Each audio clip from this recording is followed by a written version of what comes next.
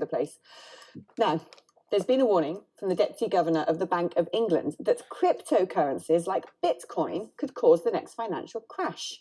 In a speech this week, Sir John Cunliffe said a collapse in the price of cryptocurrencies to as low as zero is certainly a plausible scenario, and that there was a possibility of contagion. Well, let's talk to the finance writer and comedian, Dominic Frisby. Dominic, I don't understand. The first thing about cryptocurrencies seems like someone's just turned money into some sort of Nintendo game and people are making loads of money on it. What's going on? Well, sorry, there's an echo on my phone. I'm just going to turn it off.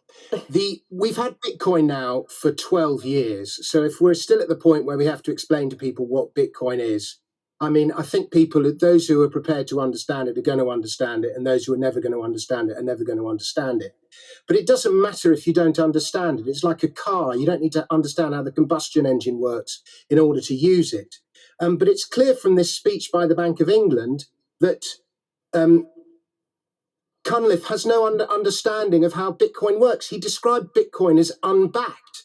Now, that's a ludicrous thing to say. If there's a currency that's unbacked, it's the pound. The pound used to be a pound of sterling silver. It hasn't been backed by anything since, well, we came off the gold standard in 1914, then went back off it again and came back off it in, I think, 31 or 32. It hasn't been backed by anything for, 90 years. And so that's the first ludicrous assumption. The next ludicrous assumption is this idea that crypto that can go to zero. It just can't. There's just too much computer power involved. It's like saying that gold will go to zero. Gold might fall in price, but it's never going to go to zero. Is that, I don't understand cryptocurrencies and I don't own any because I don't trust things I don't understand. But in terms of... Do you own sterling?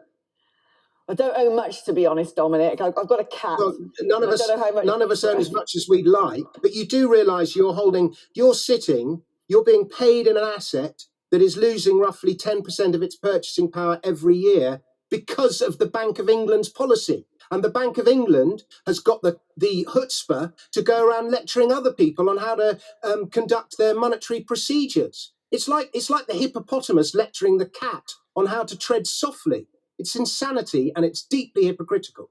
But in terms of the cryptocurrency... Yeah, and let me ask you another question, Alex. Yeah. Let me ask you another question. Oh, I like Do you understand how fiat money is created, how the pound is created? I have no idea about these things. I'm going to be honest. Okay, and yet you still use it. Yes, do. Don't have much choice. So why do people apply this same logic to Bitcoin?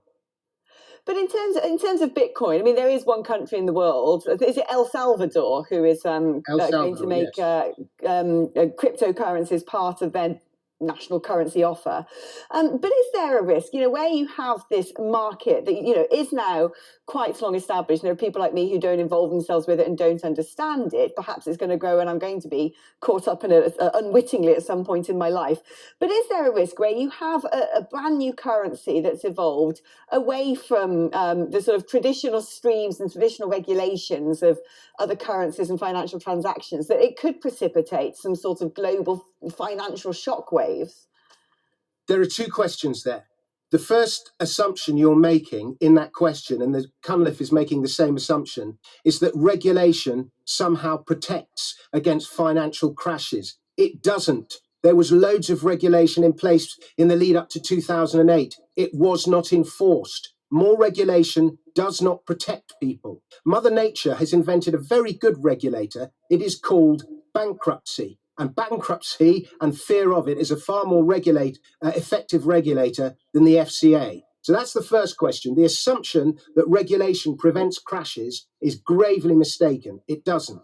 The second question is, how much risk is there in crypto land? There is vast amounts. When I last looked, there were more than 12,000 different cryptocurrencies. Some of them are scams. Some of them are just sort of idle technological experiments. It is the wild west out there. It's a new technology. It's like .com was in the mid to late 90s or even 2000.